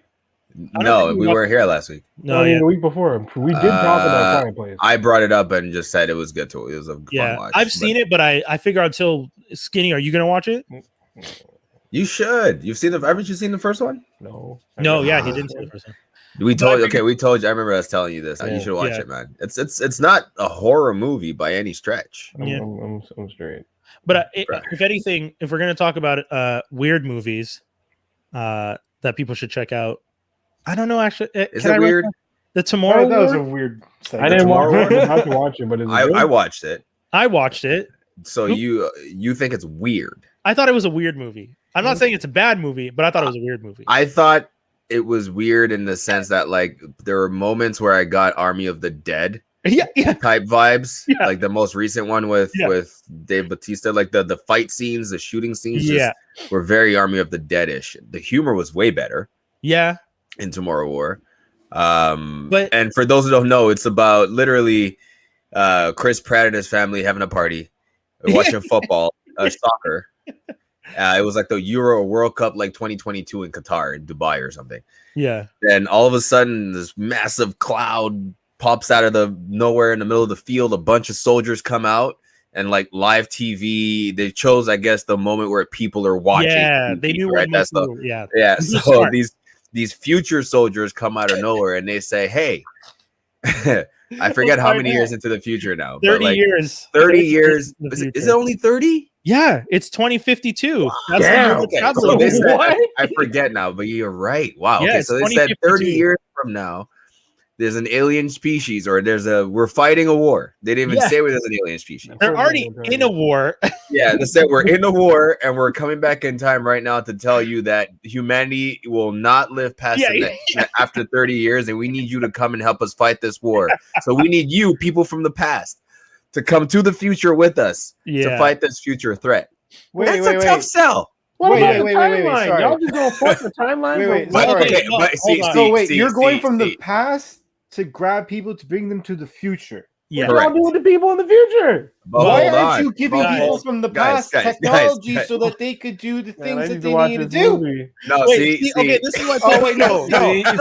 Which time travel rules are we talking about? We're talking about too many time travels. This in one day. Loki is explained. You see all this confusion. Rick and Morty, I'm not liking because This is exactly why I thought it was. Are we now? But hold on. Are we future now? Is this now? Is this now? Is this Okay, hold on. The thing is, I had the same exact question. As soon as they said it, I'm like, I had the same questions, but those questions are answered. Yes. And they're pretty legit answers. Yeah, they're logical answers. For like, who they're picking and why. If you guys think about it right now, you'd probably figure it out as to why. Like, who could you go into the future and grab? In the past. Like, go into the past and grab for the future. Because there's always that again, this is not a spoiler. Aren't they killing everybody? Shit, there's always that oh no. There's always that paradox of like, you go into the future, you don't want to see yourself or meet yourself because like, if you grab somebody, does that mean like when you bring them to the back, like maybe you disappear, like you turn into a girl or something because all of a sudden like your parents had different sex with different people, and all of a sudden you change. Like there's a logic. They're pulling people that are I'm going off the rails. I've talked too much time. They're pulling people that are already dead. There you go, Skinny. Like you died of cancer in like October. We're gonna pull. No, Skinny just wrote the movie. Wow! Oh my god! Wow! Oh my god! So wait, so that means we have an infinite army because they could just keep going further and further back in time and get people from the Renaissance and like stop them. Like, nope, that's also explained. That's also explained. All that. So every question, I'm telling you, it's weird because it's not. You know what it is? There's something missing. Yeah, but it's satisfactory. I'm borderline want you guys to spoil all of this right now. Just make me angry. That's what for once you want us to spoil. You know what it is? It's that whoever wrote this is obviously a fan of time travel. Yeah, and knew to give just enough information that when you watch the film, you're like, oh, okay, that actually explains this, and this. Yep. But it doesn't actually give details. It just answers like you have one question, you get one answer. Every question you guys asked, we had the same. Exactly. I'm sure he had the same question. I had the same question while 100%. I was watching it, and then you get your answers. You're like, oh, okay, cool. Cool. But they don't elaborate. It's just they like, don't. 1 + 1 is 2. Yes, that's it. You don't explain what the 1 and what the 1 are. You just say 1 + 1 is 2. So it starts to also get weird in terms of like which characters you're following at a certain point.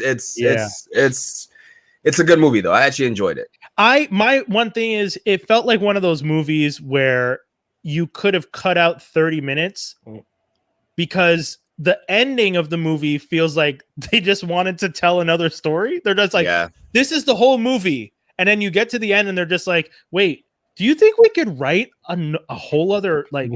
So it's like they put their own sequel in their own movie. No, they just put a whole ass different third act that has nothing to do with act 2 or 1. It doesn't. It's not that it doesn't have anything to do with it, but it's almost just like, I guess it's a combination of what you both just said. Yeah, it is a combination of like a whole ass third act that kind of didn't make sense, but it also feels like this is the sequel to what, like someone said, yo, let's just tack on the sequel at the end of the movie for 30 minutes. It's a long movie. It's 2 hours long. Our sequel isn't good enough to keep on its own, so we're gonna.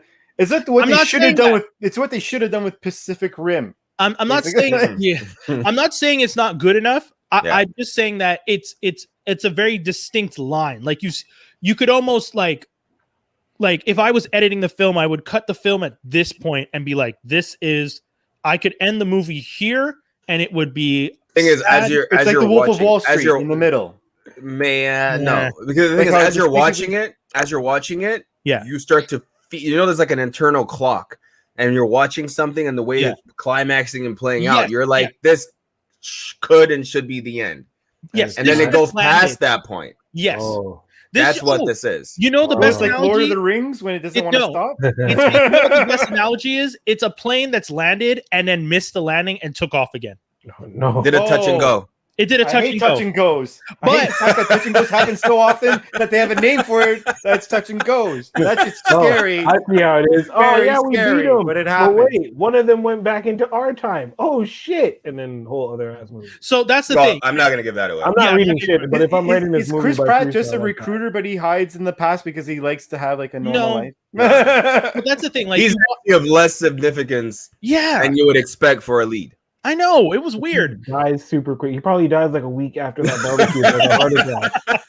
And it was like, yeah, you need to save your daughter. How long do I have to see her? That's as long as it's not Steven Seagal, an executive decision.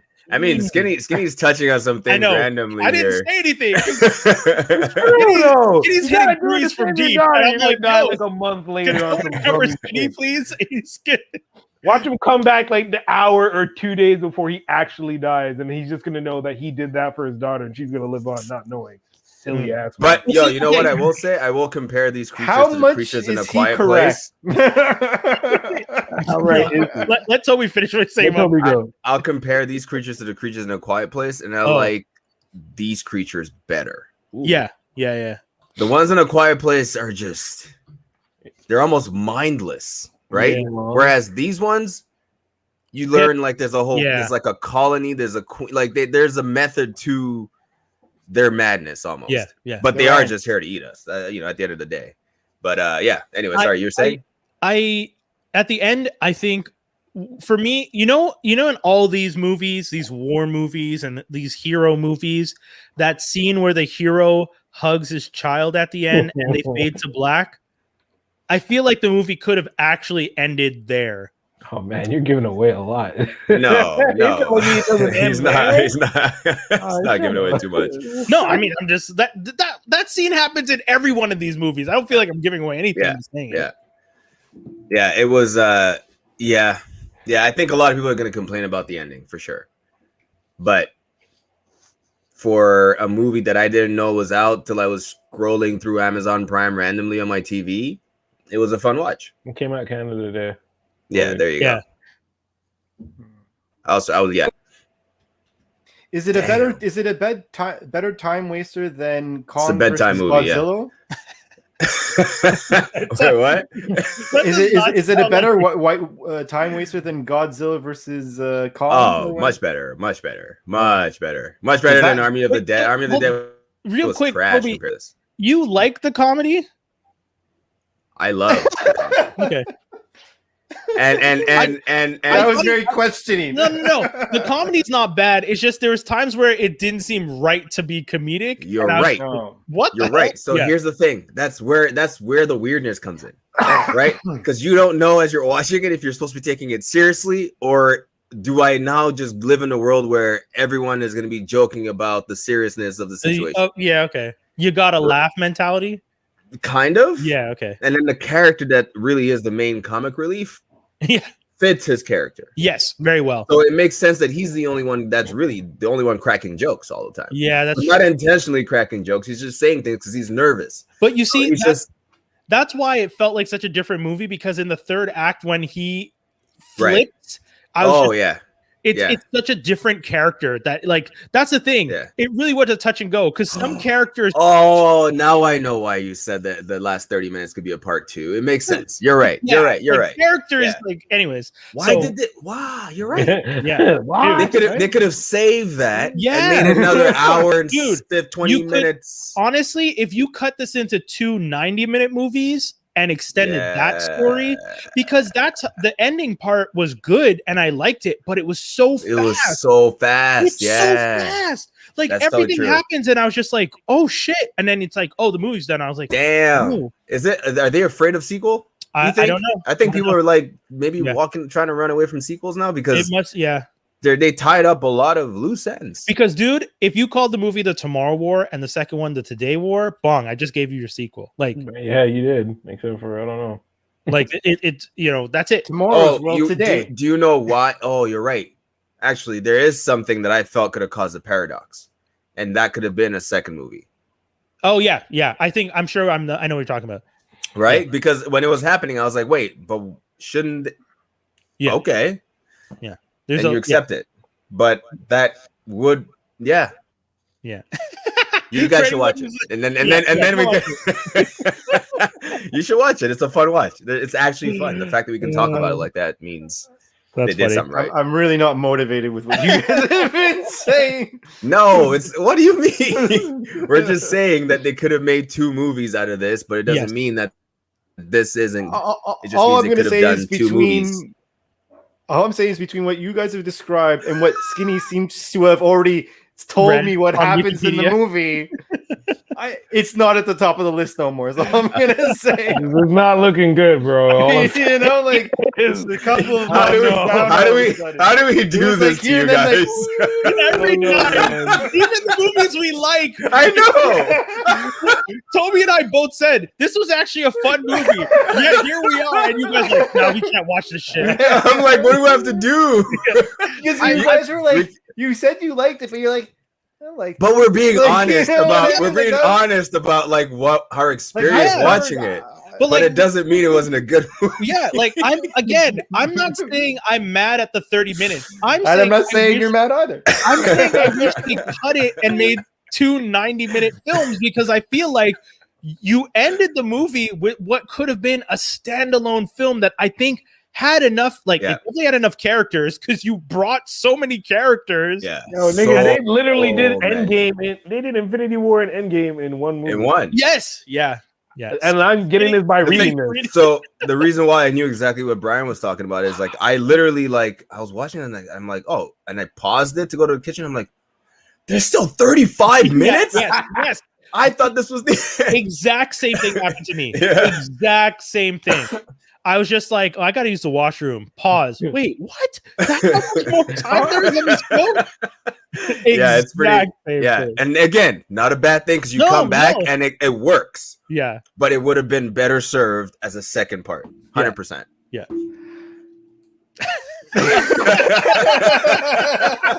If you guys are listening to this, Dave made a face of like shock and awe and then ducked out of the podcast. That's so good. All right, guys. Fun watch, guys. Go watch it. Go watch it. Great film. Chris Pratt, actor of the year. Oh, man. And now we got to get to Geek News and Rumors. We know a lot of you probably want to go watch the hockey game, so we'll make it quick. Lovecraft Country canceled by HBO because HBO doesn't actually love black people. So, not ready. HBO's not ready, bro. I didn't. This is when I never watched Kanye. it, but I've always like wanted to save it. You know, it's one of those.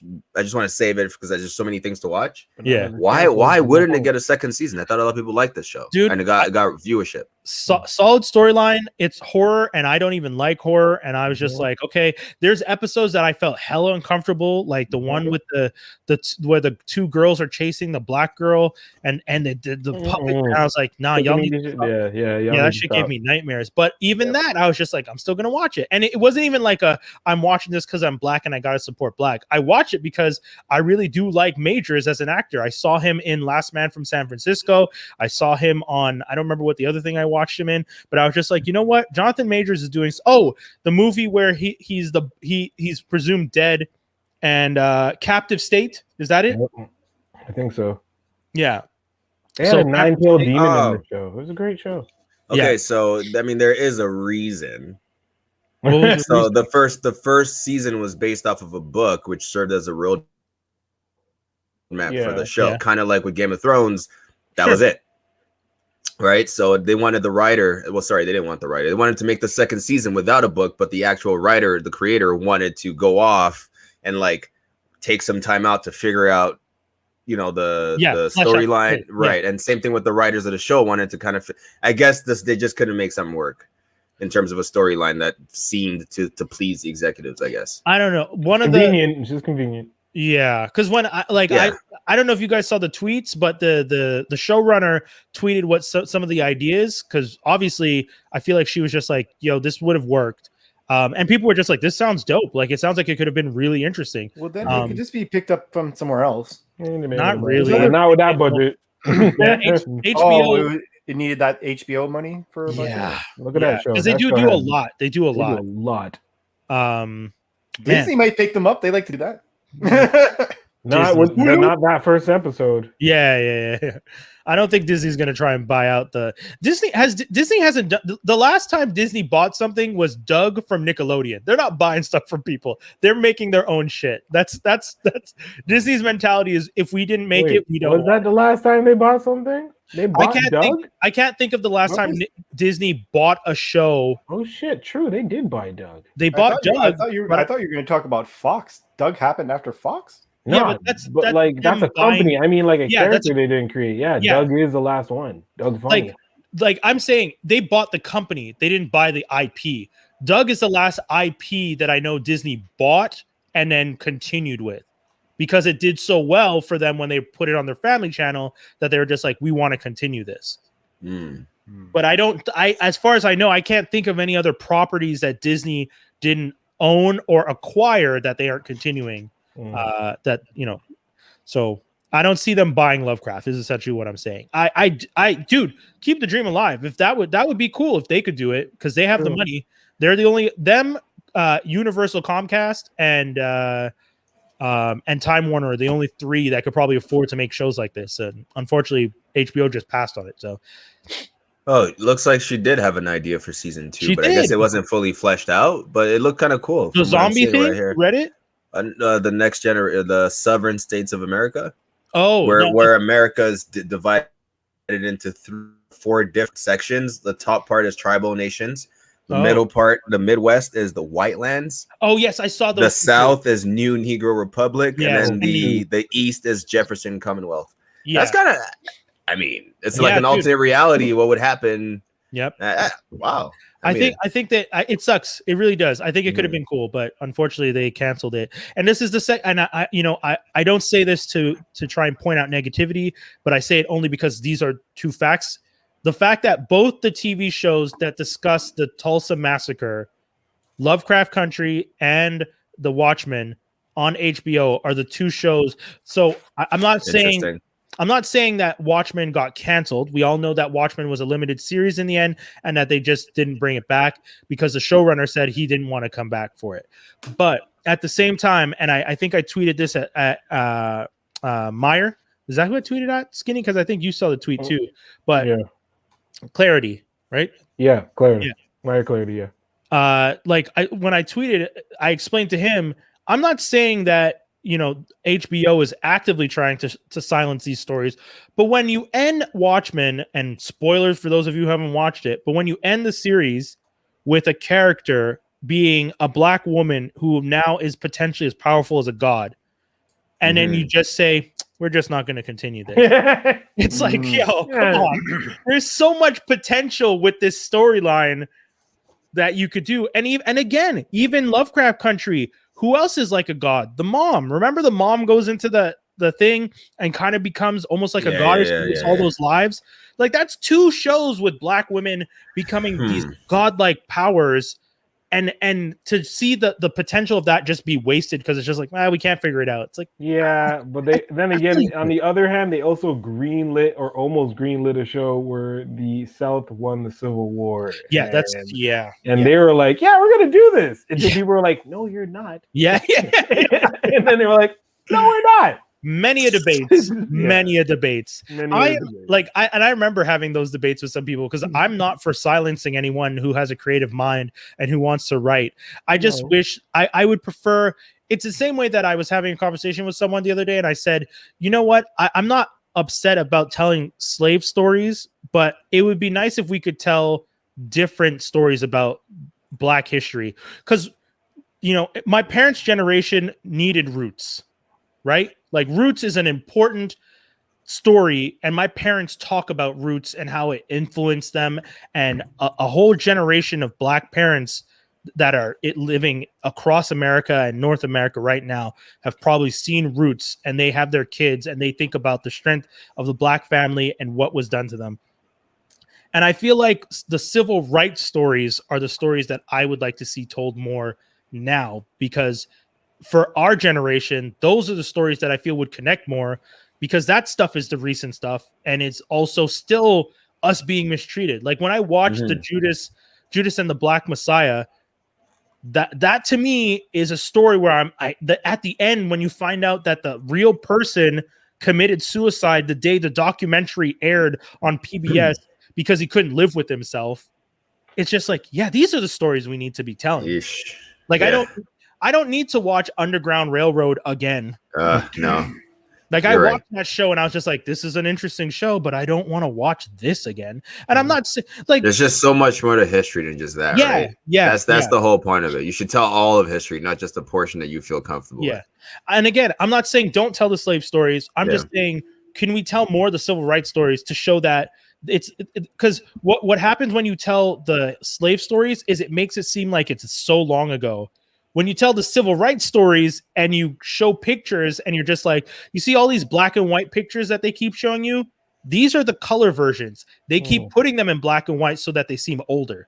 That's an important thing. The first black girl that crossed the color line to go to a white school, she's still alive.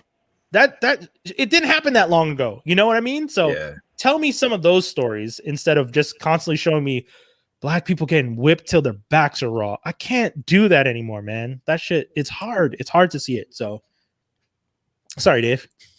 I don't want to I got nothing to say here. I just did that for shit, Dave. Dave's just like Dave just bounced out. Skinny just bounced out. I'm just teasing you, Dave. Sorry, Dave. I know you said you had to bounce early, anyways, Dave. So we're gonna end it right now, anyways. We want to say rest in peace to Richard Donner, known for Superman, Lethal Weapon, and The Goonies. He passed away just recently. I actually did a quick look. He actually did a lot of stuff I like. So, I'm sure. Yeah, he did all the. Well, I was gonna say some of the big because I know some of you guys would like some of these as well. He did original Twilight Zone, Gilligan's Island, 16 Blocks, Get Smart, the original show. Oh, cool. Omen, the first one, which is like a big ass. Tales of the Crypt, Goonies, All the Lethal Weapons, Scrooged. Oh, really? Yeah. Assassins with Sylvester Stallone and Antonio Banderas. If you like that movie. Oh yeah. And that's just like a few. Like those are the ones I knew, and his list is like mad long. He did a lot. Like, he did Goonies and stuff too. Very talented director. Very sad to hear that he passed. Going from this talented director to another, not so talented. But this was just in while we were talking. But Zack Snyder once pitched a Star Wars film to Lucasfilms, and Netflix picked up the pitch, and they're going to be reworking it into an original movie called Rebel Moon. No! Don't let him do funny things. though. You know what's funny? Snyder. We could compare this to the actual Star Wars franchise and see which one's worse. Which one's worse? It's true. This is another Snyderverse. Snyder just keeps bringing his universes in somehow. I'll say this right now: if he makes two versions, one with a regular runtime and then an extended runtime, I'm going to be real mad. I don't think he's making it. I think honestly, Netflix knows enough to just take the idea and maybe have someone else make it. If the extended cut is not at least 2.5 times longer than the original, I'll be disappointed. I don't want it. Zach. I don't want it. Oh God, Snyder. That's about it. I mean, there's a whole bunch of other stuff that came out. The He-Man trailer came out a couple weeks ago with more, and then another one came out. More Snake Eyes. Yeah, more Snake Eyes trailers. Black Widow comes out this week. So if you guys, that's true. Yeah, this week. So it's going to be bootlegs. I still can't go to theaters. Yeah, it's, I could, and I'm not. I can go to theaters, but I want to see it in theaters. I do. I might. I don't like people like that. Yo, there's a lot of people. A friend of mine went to the theater last week, and to see Fast and the Furious 9 there, and he showed me a picture. No one was in there, so he's like, it was just me going by myself. Theaters are open in Montreal? Yeah, they are. Yeah, been open since like February. Yeah, true. They've been open for a while. People have been just But yeah, at the end of the day, wear a mask. You know, if you really do want to go, be smart about it. Don't be on. I joked at the beginning saying I'm out here licking these poles. Don't be licking things. Just be smart. don't be licking things. Don't be licking things. Just be smart. That's it. That's the main message. I can't. That sucks. I wanted Black Widow to be the first movie I saw actually in theaters. I would have given her my money as an homage to like how little respect she got in the universe. Dude, same. And that's why I really do. That's why I'm like fighting it, because I'm like, I really want to go see it. So I'm gonna think about it. But that's it, guys. That's the whole show. Thank you so much for everyone who tuned in. especially the haters. Yeah. You're welcomed here is what Brian's trying to say. You're welcome.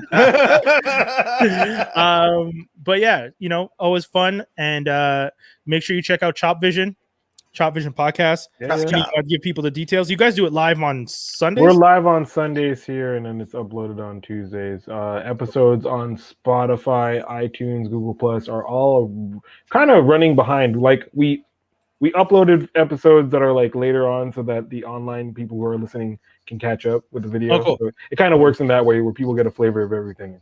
Yeah. So Chop Vision podcast on 3X Agents Sundays, 7 p.m. You can find us here. Bong, check it out. Oh, and our podcast is now on Amazon Music. So if you guys want, you can say the thing to your thing, because I have one and it's going to start beeping if I say its name. But Schmerschmechma out there. Say the thing to the thing. It's so true. It's so sensitive. Yeah. Yo, actually, it listens way more than Google, to be honest. Oh God, I know. Sometimes I get really annoyed about that. But anyways, but yeah, Amazon Music now. So if you guys want to check us out, we're pretty much on all the platforms for podcasting, like we said we would be. That's the end of the show, y'all. We appreciate y'all tuning in, and we'll be back with a new episode next week and talking about the Loki finale. So make sure you watch it before the show. Habs and 7. Oh yeah. Peace, baby.